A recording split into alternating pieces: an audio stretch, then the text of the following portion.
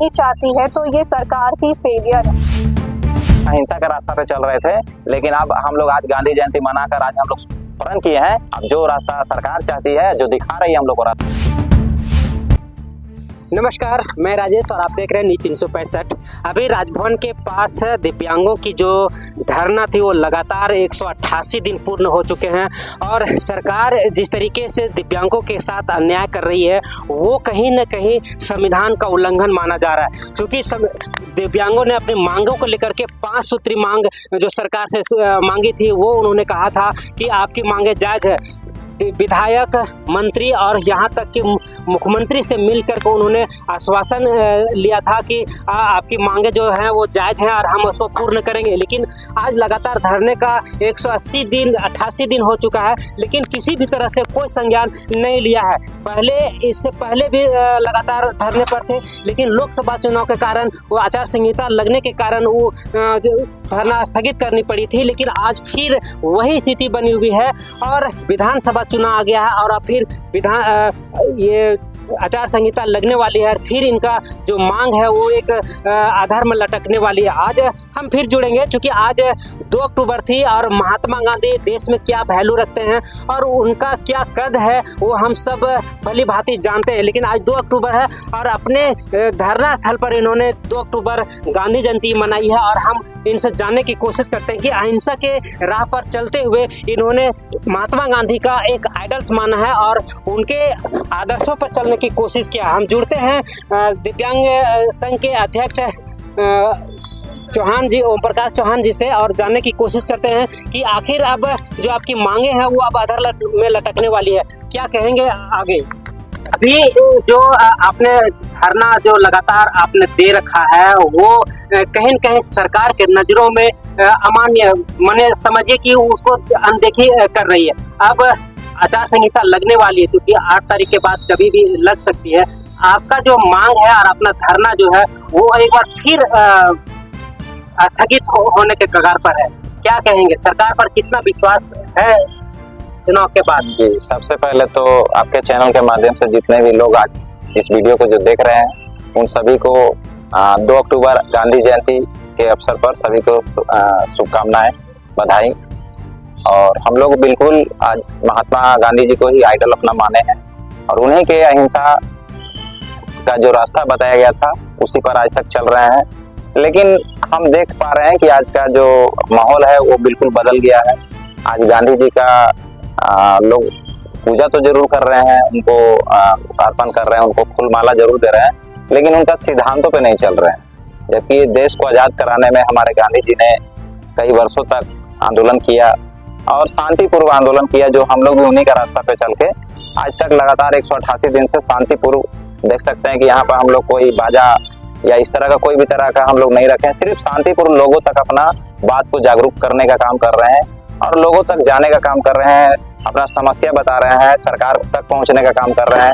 और सरकार के द्वारा भी लगातार हम लोग को आश्वासन दिया गया, कोई भी ऐसा नहीं बोले मंत्री, विधायक, सांसद कि आपका मांगे जायज नहीं।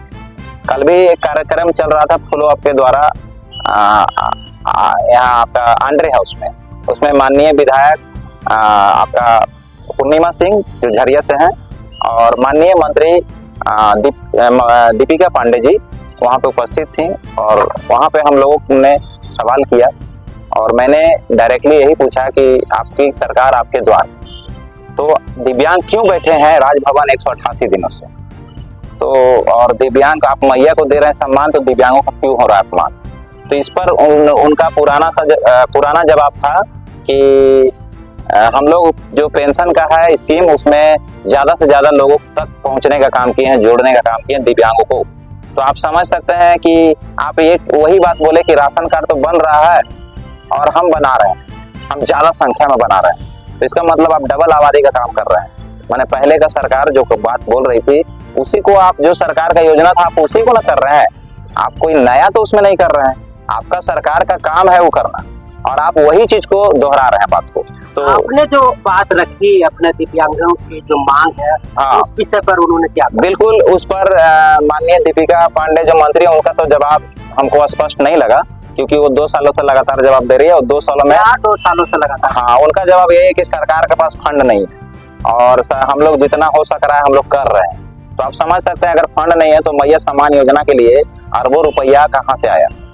तो हम लोग को देने के लिए हम लोग जबकि 2 साल से याद करवा रहे हैं, सांकेतिक रूप से बता रहे हैं, और आप हम लोगों को ना देखकर महिला को आप मैया सम्मान योजना चालू कर रहे हैं, तो समझना होगा। लेकिन उस बीच में माननीय विधायक पूर्णिमा सिंह ने बात को, सच्चाई को माना और उन्होंने खुले मंच पे बोला कि नहीं, ये तो सही में ये गलत है कि एक सामान्य वर्ग, जो एक सामान्य महिला 18 साल की है, जो अपना सभी कार्यों को कर सकती है, उसका तुलना में एक दिव्यांग को रखना ये गलत है। ये माननीय विधायक जो है झरिया से पूर्णिमा सिंह ने ये दोहराया बात को और कहा कि ये गलत है। अगर हमारी सरकार आगे आती है तो मैं बिल्कुल इसका आश्वासन देती हूँ कि ये जो गलत हुआ इसको मैं सुधारूंगी। ये बात उन्होंने मंच पर कल कहा। तो हम ये चीज देख रहे हैं कि बात तो सभी कोई बोल रहे हैं एक ही कि नहीं, गलत है, लेकिन मुख्यमंत्री जी, सभी विधायक और मंत्री सभी बोल रहे हैं कि दिव्यांगों की जो मांगे हैं वो जायज हैं, लेकिन मुख्यमंत्री जी क्या बोलते हैं? देखिए, माननीय मुख्यमंत्री जी से हमारा मुलाकात 30 जुलाई को मानसून सत्र में हुआ था। उस समय मानसून सत्र में उन्होंने कहा कि चूंकि मैं तो जेल में था 5 महीने, हमको जानकारी नहीं है आपका धरना के बारे में, लेकिन अब मैं आया हूँ, 15 दिन में आपका मांग को पूरा कर दूंगा। तो 30 जुलाई से आप सोच सकते हैं 15 दिन शायद उनके लिए नहीं हुआ है, लेकिन हम लोग को तो 2 महीना हो गया। अभी 30 तारीख को अब सरकार, अब आपकी मांग कई वर्षों से चल रहा है, 2021-22 से आप आंदोलन पर अपनी मांगों को लेकर के, लेकिन सरकार जो है उनका भी कार्यकाल समाप्त होने वाली है। अब कुछ चंद दिनों की सरकार बची है, क्या लगता है उतना दिन से जो मांग आप कर रहे हैं वो चंद दिनों में आपकी मांगे पूरी होंगी? देखिए, बिल्कुल हम लोग संवैधानिक अपना लड़ाई लड़ रहे हैं और सरकार को अपना काम कर रही है। अगर वो हमारी मांगों पर विचार नहीं करती है तो पूरे राज्य के जो 11 लाख दिव्यांग हैं वो आने वाले समय में इनको जवाब देने का काम करेंगे, क्योंकि ये हम लोगों को कमजोर समझ रहे हैं कि दिव्यांग लोग कमजोर हैं। तो आप शायद बढ़िया से अपना डाटा को खंगालिए, और आपको शायद जानकारी नहीं है तो जानकारी ले लीजिए कि आपका खुद पेंशन डिपार्टमेंट बताएगा कि 10.5 लाख आदमी को अभी तक पेंशन दिया जा रहा है, दिव्यांगों को। तो आप समझ सकते हैं कि 10.5 लाख आबादी जो कि अभी कोई भी वर्ग का नहीं है। आप कोई भी, आप जातिगत जाइए, आप धार्मिक रूप से ले जाइए या पॉलिटिकल लेके जाइए, कोई भी दल या कोई भी धर्म या जाति इतना बड़ा संख्या का बात नहीं कर रहा है। लेकिन हम जो संख्या की बात कर रहे हैं वो पूरे राज्य का आधा आबादी को छूता है। आधा आबादी को इसलिए छूता है क्योंकि WHO के अनुसार हमारा देश में 10% जो वर्ग है वो दिव्यांग है, उसमें 21 प्रकार का कैटेगरी है। तो ये सब जानकारी लेने का जरूरत है। पढ़े लिखे नहीं लोग अगर सत्ता में नहीं आएंगे तो क्या होगा? ये सरकार है, आने वाला चुनाव में इस्तेमाल करने की योजना तो नहीं बना रही है। वो सोच रही हूँ कि अब अगर इसमें करेंगे तो हम शायद दिव्यांग हमारे खिलाफ जाए या ना दे, लेकिन अगर नहीं करेंगे तो उसको चुनाव में हमारे साथ देंगे तो आने वाला जो फिर हमारी सरकार बनेगी उसमें हम दिव्यांगों की जो मांगे वो पूर्ण करेंगे। देखिए, सरकार 2019 में वादा किया था और 5 साल हो चुका है। ये समझने वाला बात होगा कि अब जो अगर सरकार हम लोग को कोई रिजल्ट नहीं देती है, 188 दिन का आंदोलन कर लेना ये पूरे राज्य के लिए शर्म का विषय है, प्रत्येक व्यक्ति के लिए, कि दिव्यांग लोगों को मजबूर और असहाय छोड़ दिया गया रोड पर और उनके मुद्दों को कहीं भी कैबिनेट में नहीं रखा गया। आप 5 साल में आप सोच सकते हैं कितना ही कैबिनेट हुआ है, और उस कोई भी कैबिनेट में हमको आप बता दीजिए, चाहे कोई रिकॉर्ड वीडियो दिखा दीजिए जिसमें एक शब्द बोला गया हो दिव्यांग, जो दिव्यांग का माने मुद्दा को लेकर कोई भी तरह का कैबिनेट में फैसला लिया गया हो। तो आप समझ सकते हैं कि पूरे 5 साल में आपने कैबिनेट में कोई भी तरह का मुद्दा को लेकर दिव्यांगों के हित में काम नहीं किया है, और आने वाले समय में आप सोच रहे हैं कि उनको बहला फुसलाने फिर से आश्वासन दे दें। तो कल तो खुले मंच पे भी दिया गया आश्वासन, तो अब हम लोग को आश्वासन का लेमन चूस नहीं चसना है।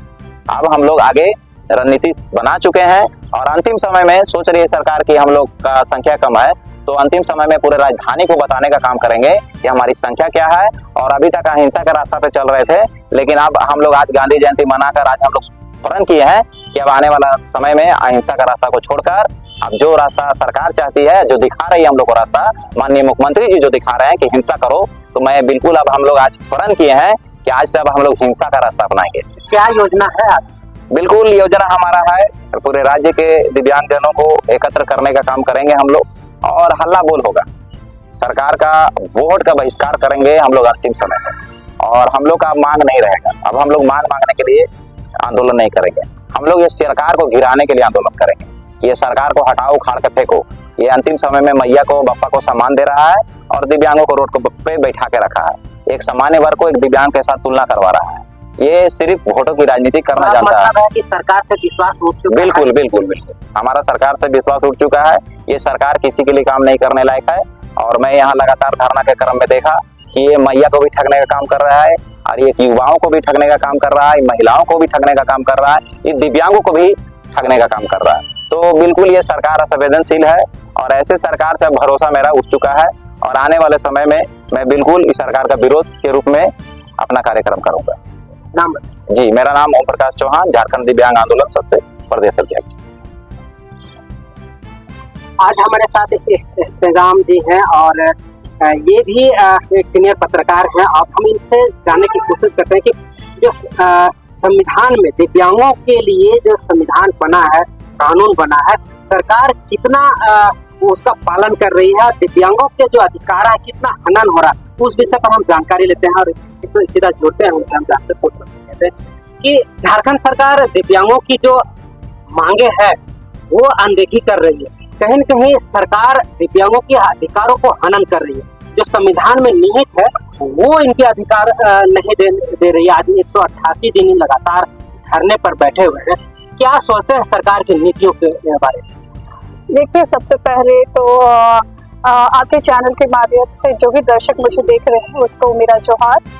हम ये कहना चाहेंगे कि दिव्यांगों के लिए सरकार की ओर से शिक्षा, स्वास्थ्य जो बाकी आम लोगों को मिलती है वो आज दिव्यांगों की लगातार वो 188 दिन पूरे। क्या लगता है सरकार की नीति के अनुरूप दिव्यांगों का जो अधिकार है वो सरकार देने में विफल है? ये नहीं कहूंगी कि सरकार देने में विफल है। कुछ चीजें ऐसी होती है जो आपको सबसे पहले उसको प्राथमिकता देनी चाहिए। अगर सरकार इस तरह की गंभीर चीजों पे विचार विमर्श नहीं करती है तो मुझे लगता है सरकार को सरकार नहीं कहा जा सकता।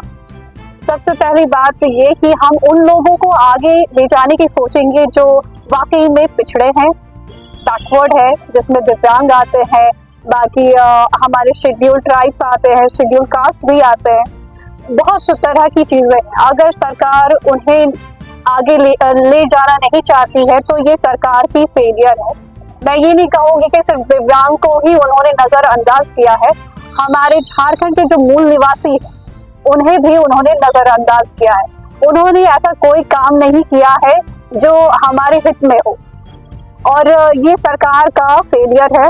यहाँ पे मैं समझती हूँ कि जो हेमंत सोरेन की सरकार है वो विफल रहती है और जो योजनाएं उन्हें सबसे पहले दिव्यांग के लिए घोषित करना चाहिए था वो नहीं की।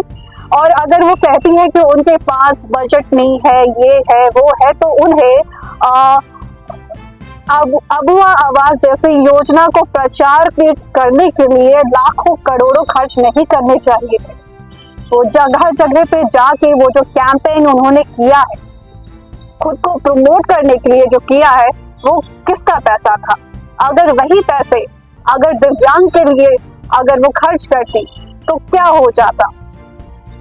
ये क्या था जो हर जगह हर डिस्ट्रिक्ट में वो जाके हर जिले में जाके वो बड़े बड़े कैंपेन कर रही थी, बड़े बड़े मंच लगा रही थी, रंगमंच सजा रही थी। क्या उसमें खर्च नहीं आता? कैसे नहीं आता है? वो किसका पैसा था? वो हमारे हिस्से का पैसा था। कहने का मतलब है कि दिव्यांगों का हिस्से की जो मांग है वो पैसे के रूप में अपने जनता के बीच लाने में खर्च कर रहे। देखिए, वो अपना प्रचार, अपना पोस्टर बनाने में, अपना चेहरा चमकाने में वो सारी पैसा, वो जो पैसा है वो खर्च कर रही है जो हमारे बजट में आता, जो दिव्यांग के बजट में आता, जो वृद्धा पेंशन ये सब में आता, जो वाकई में पेंशन के हकदार है उनके खाते में आता, वो पैसे आते। वो पैसे किसके थे? वो सरकार कहाँ से खर्च कर रही है? वो किसी के हिस्से का काट कर खर्च कर रही है। और इतना ज्यादा क्या करना है? हम नहीं जानते कि ये योजना किसकी है। आज देखिए, जब चंपा सोरेन आते हैं तो उनका भी थैला आप देख रहे हैं, महिलाएं लेके घूम रही है जो राशन मिलता है। क्या उस थैले को बनाने में खर्च नहीं आता है? क्या इसके पहले महिलाएं क्या किस में ले जाती थी? मुट्ठी में ले जाती थी क्या चावल? वो फिजूल खर्च है। दिव्यांगों की जो सुविधाएं होती हैं सरकार और नियम के तहत, हमारे संविधान के तहत, रेलवे ट्रैक पर, ऑफिस में, दफ्तर में, मॉल में, सड़क पे चलने के लिए उन सारी सुविधा झारखंड में ऐसे कहीं नहीं दिखती है कि दिव्यांगों की सुविधानुरूप उनका व्यवस्था की गई है। क्या लगता है सरकार दिव्यांगों के विषय में बजट और उनका सुझाव और उनका जो सुविधा है उस पर ध्यान नहीं दे रही है? सबसे पहली बात तो ये जो सरकार है वो अपने जैसे लोगों को तो देख नहीं रही है। दिव्यांग तो दूर की बात, हम तक वो कैसे आए? अपने बराबर के लोगों को वो आगे बढ़ता हुआ देख नहीं पा रही है, तो हमारे जैसे लोगों के लिए वो क्या करेगी? ये बहुत बड़ा दुर्भाग्य है। मैं सिर्फ इस सरकार को ही दोष नहीं देना चाहूंगी, इसके पहले जो सरकार थी उन्होंने भी ऐसा कोई ख्याल नहीं किया, कोई लिहाज नहीं रखा। अगर वो एक कुछ करके जाती तो वो अगर नेक्स्ट प्रोसेस होता, कोई काम वो अगर शुरुआत करके जाती तो ये सरकार को कंटिन्यू उसको करना ही पड़ता, मगर ऐसा कभी नहीं हुआ। हम क्या है, हमें इंसान समझा क्यों नहीं जाता है? हमें ये लोग क्या समझते हैं? हमें सरकार बता दे क्या चाहती है कि हम हमेशा सड़कों पे रेंगते ही हुए नजर आए उन्हें? हमारा भी स्वाभिमान है, हम इंसान हैं और हमें अपनी कमाई का खाना अच्छा लगता है, मगर सरकार ने जो 4% जो हमारा रिजर्वेशन है उसमें भी अपने बच्चों को घुसा रखा है। उनके बच्चे मिलते हैं, हमारे बच्चे नहीं रहते, हम वहां नहीं पहुंच पा रहे। क्यों नहीं पहुंच पा रहे? हम एजुकेटेड है, हमने बड़ी मशक्कत से, आम लोगों से कड़ी मेहनत ज्यादा हमें करनी पड़ी, हमें हर चीज के लिए संघर्ष करना पड़ा, 2 कदम चलने के लिए संघर्ष करना पड़ा। और जब हम यूनिवर्सिटी पहुंचते हैं, यूनिवर्सिटी पहुंचने के बाद हम जब किसी जॉब के लिए तैयार होते हैं तो हमारे साथ इतना बड़ा छल कपट होता है। लोग फर्जी डॉक्यूमेंट्स बना के अपने आप को दिव्यांग साबित करके हमारे सीट पे बैठे हुए। क्या सरकार इसकी जांच करती है? नहीं करती है। अखबारों में, ब्रॉडकास्टिंग चैनल्स में जगह जगह पे ये सारी चीजें आती है, मगर क्या किसी ने इसकी छानबीन करने की कोशिश की? हम कैसे वहां पहुंचे? हम तो दिव्यांग हैं, हम तो अपने घर से 2 कदम आगे नहीं चल पाते हैं, इसीलिए वो सब हमारे सीट पे आज कुंडी मार के बैठे हुए हैं। झारखंड पूरे देश में जीडीपी का 40% सहयोग करके खनिज संपदाओं से भरा हमारा झारखंड है, समृद्ध झारखंड है। लेकिन यहाँ के दिव्यांग हैं और जो जनरल कास्ट के जो हैं, जनरल आदमी है, जो दिव्यांग नहीं है, वो लोग भी पलायन कर रहे हैं। कहने का है समृद्ध झारखंड, अमीर झारखंड, लेकिन यहाँ के लोग गरीब हैं, खास करके दिव्यांग। क्या सरकार अमीर होते हुए झारखंड का गरीबी लेवल को छू रही है?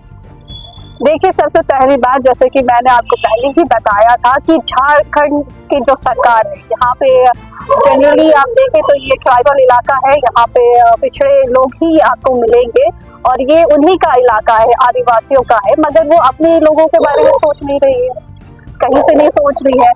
आज यहाँ पे झारखंड के सड़कों में हजारों की, लाखों की संख्या में भीड़ उमड़ती है, जो लोग अपने आप को झारखंड के आंदोलनकारी बताते हैं, तो सरकार उसके बारे में नहीं सोच रही है। उनकी पीढ़ी जो है वो उस समय से भी ज्यादा पिछड़ी हो गई है जब उन्होंने ये आंदोलन छेड़ा था। तो हम अब बात करें हमारे दिव्यांगजनों की, तो कैसे होगा? आप देखिए, आप हर जगह से उन्हीं लोगों को घायल कर रहे हैं जो आपके हैं, जो आपके अपने हैं। आप इनको जॉब सिक्योरिटी तक नहीं दे रहे हो, आप इनको ऐसे अंधकार में ढकेल रहे हो जिसका कोई हिसाब नहीं। आज अगर आंकड़ा निकाला जाए तो यहाँ पे आप देखेंगे कि जो वाकई में गरीब, पिछड़े वर्ग के लोग हैं, जो जंगल में रहते हैं, उनका विकास नहीं हुआ है। किसी सरकार ने उनका विकास नहीं किया, वो वही के वही है। उनमें अभी भी हाइजीन, इन सब चीज़ों की जानकारी नहीं है, वो शिक्षित नहीं हो पाए हैं, वो सरकारी योजनाओं से नहीं जुड़ पाए हैं, वो अभी भी जल, जंगल, जमीन के लिए ही लड़ रहे हैं, उसी में उनका संघर्ष चल रहा है। और दिव्यांगों के लिए सरकार से क्या कुछ योजना है आपके पास सरकार को हैं दिव्यांगों के लिए जो सुविधाएं हैं? देखिए, सबसे पहले तो ज्यादा मैं नहीं खींचूंगी। सरकार सबसे पहले दिव्यांगों को शिक्षित करे। कैसे शिक्षित करे? सबसे पहले दिव्यांगों को उनके लिए जो योजनाएं वो लाती है, वो पहले उन्हें बताए कि हम आपके लिए ये ला रहे हैं। और जिस तरह से वो घर घर जाके अफवाह से सबका प्रचार प्रसार करती है, लोगों को पकड़ के लाती है, SDO ये सब मिल जाते हैं उनका प्रचार करने के लिए, प्रसार करने के लिए। उसी तरह से हमारे जो दिव्यांगजन है वो उनके घर तक आप पहुंचिए, उनको चेक करिए।